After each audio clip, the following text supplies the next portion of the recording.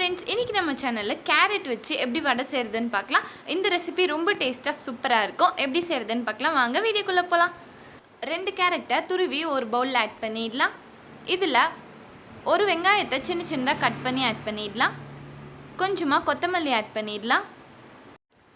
3 பச்சை மிளகாவை சின்ன சின்னதாக கட் பண்ணி ஆட் பண்ணிவிட்டு 1 ஸ்பூன் அளவுக்கு இஞ்சி சின்ன சின்னதாக கட் பண்ணி ஆட் பண்ணிக்கலாம்.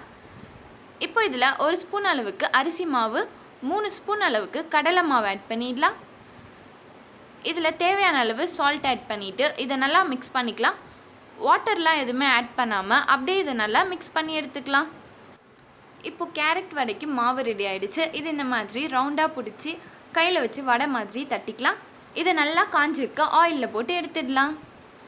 இதே மாதிரியே எல்லா மாவையுமே வடை மாதிரி செஞ்சு எடுத்து ஆயிலில் விட்டுடலாம். நம்ம சேனலை சப்ஸ்கிரைப் பண்ணாதவங்க சப்ஸ்கிரைப் பண்ணிவிட்டு பக்கத்தில் இருக்க பெல் ஐக்கான் ப்ரெஸ் பண்ணிவிட்டு அதில் ஆல்ன்ற ஆப்ஷன் கொடுத்துக்கோங்க. அப்போ தான் நம்ம சேனலில் போடுற வீடியோஸோட நோட்டிஃபிகேஷன்ஸ் எல்லாம் வரும்.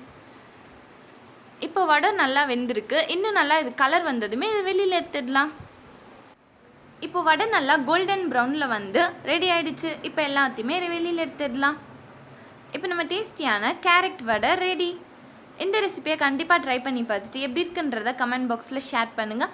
ரொம்ப டேஸ்டியாக சூப்பராக இருக்கும். இந்த வீடியோ பிடிச்சிருந்தால் லைக் பண்ணுங்கள், ஷேர் பண்ணுங்கள். நம்ம சேனலில் சப்ஸ்கிரைப் பண்ணாதவங்க சப்ஸ்கிரைப் பண்ணிக்கோங்க.